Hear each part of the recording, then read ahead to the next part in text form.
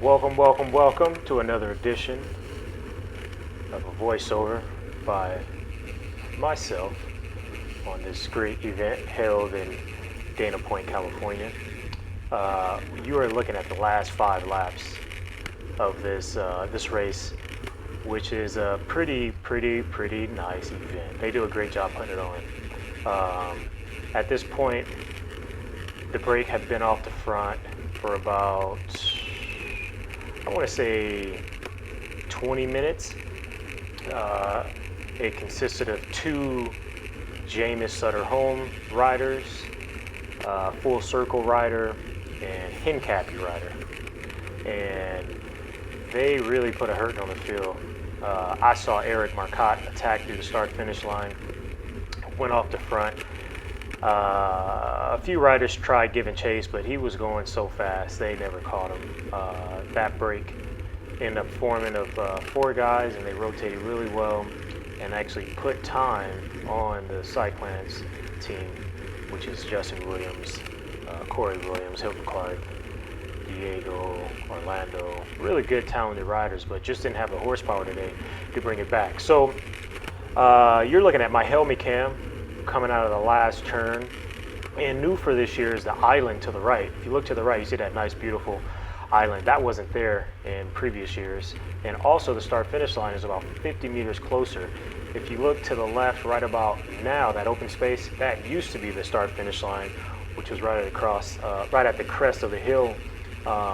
And this is turn 1, really fast. You can see it's pretty wide. We come through at 30 miles an hour. I'm pretty happy with what's happened with my race, even though the brake is off the front. I don't have the fitness to ride for a brake, so I was really looking forward to a bunch sprint, which would have been my best chance, because given that United Healthcare wasn't there, and Estella's and a few other teams were absent, with the limited amount of training that I have, this gave me a good opportunity to that was a close call right there. Give me an opportunity to be in the field sprint. So we're going to be approaching, I believe, 3 laps to go. As you can see, we've been racing for 41 miles, and this is the hot route I take up the inside. This is a straight headwind. Doesn't look like much here, but this little hill really takes a lot out of you. You see, we were going about 27, 28, and as we come through the corner, all the way down at 19 miles an hour, and then you make this right-hand turn, and you go downhill quickly up to 30 miles an hour and roll over the top to the start finish. You can see Chris DeMarchi in my rear camera, Justin Williams riding on me. I'm on Sebastian Haedo's wheel, and he's a solid wheel to follow. Number 78 there, oh my goodness. If it was the old me, he would have been out of the way, I kid you not. This guy was just strong enough to hang in the front, but couldn't sprint to save his life, so he was just in the way and was annoying. So what I'm doing right now is just focusing on staying in the top 10, and then making my move on the last lap to come out of the corner 3rd or 4th, which I thought was a good position for me. I felt pretty good. This is a sweeping corner back into a headwind. As you can see, I'm in the wind right now. Yvonne Dominguez from Surf City Cycles on the front, doing a little chop. They have Sharon Smith that they're trying to set up for the field kick, which will win, I guess 5th place, as there's 4 guys off the front. In this position, this area of the course right here, there's absolutely almost no moving. But I figured out a good route, and which was to stay right inside. So when you come into this straightaway, you have the right-hand side to move up. I think a lot of guys had that idea, but they weren't really setting up the turn before as I was doing.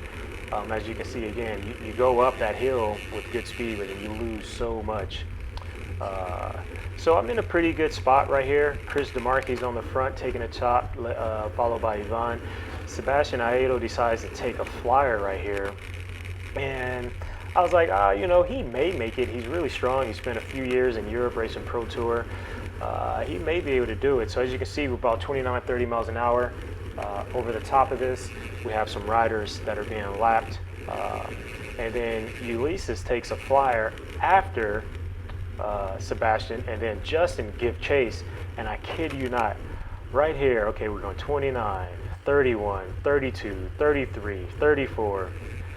All right, almost 35. Do we keep going? 36, 37 through a corner, right? And now we're in the headwind. We're going 33, and I'm drafting, remember? So Justin's doing a pretty big chop right here, and I was hurting, man. And we're going into 2 laps to go. So after I see that hiatus caught, I take a deep breath, look back to see if there's a split of any sort. I have Bausch on my wheel from Surf City Cycles. So at this point, we're all sitting up. We're going about 32, 33 miles an hour. If you look in the rear view, I'm starting to move over to the right because I want to protect the inside.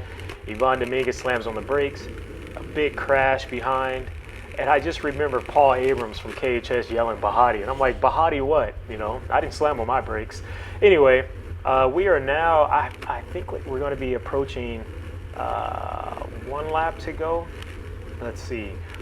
Yeah, this should be bail lap. So I have former Olympian Tony Cruz right in front of me. It's a good, safe wheel to follow. Now I'm just trying to catch my breath, take deep breaths, and make sure that my legs are fresh for the field kick. There's Owen from the Haggis Berman team. He's definitely a good wheel to follow. I'm a little far back than I wanted to be, and I got a little treat for you guys at the end of this video. I'm going to give you another perspective from my handlebar camera. Right now you're looking at my helmet camera. So this is a very pivotal corner. I want to make sure I get through there safe.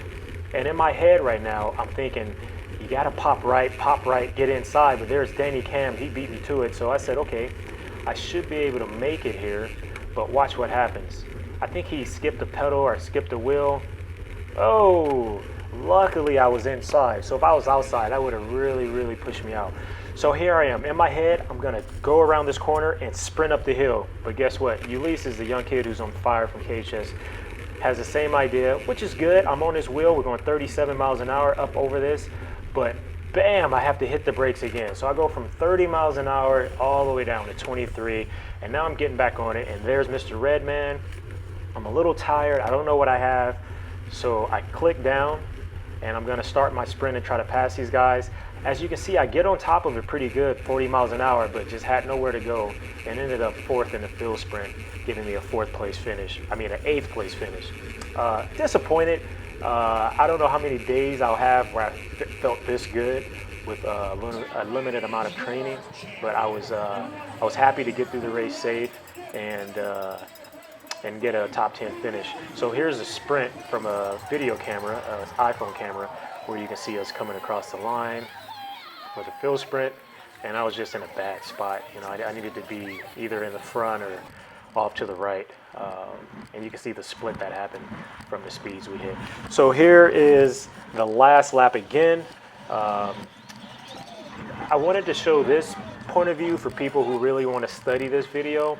You can see how relaxed I am, how I'm not all over the brakes, and I want you to really pay attention to how loose my brakes are. If you've ever been in my clinic, I always tell people to loosen up their brakes, and this is the reason why.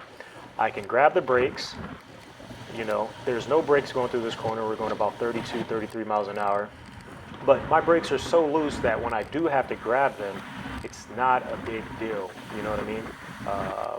I can just feather them. You see that? I'm really grabbing them, but I'm not slowing down. I'm still making up positions as I turn, as I barely touch the brake.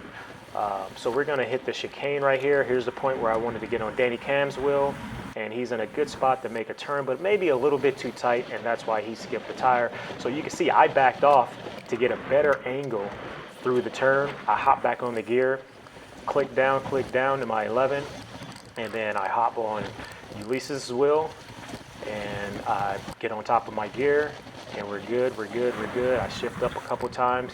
Now watch how much I have to grab the brakes here. I'm all over the brakes, really had to scrub all my speed, and that really cost me, I think, if not beating Ulysses, maybe getting right behind him, you know, for 6th place.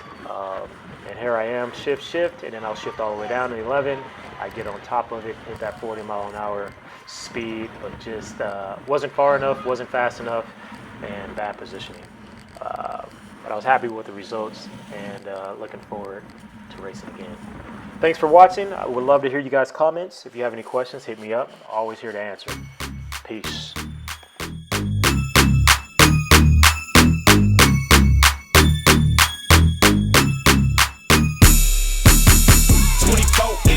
On a foreign whip, off of Molly popping bottles with 2 model chicks.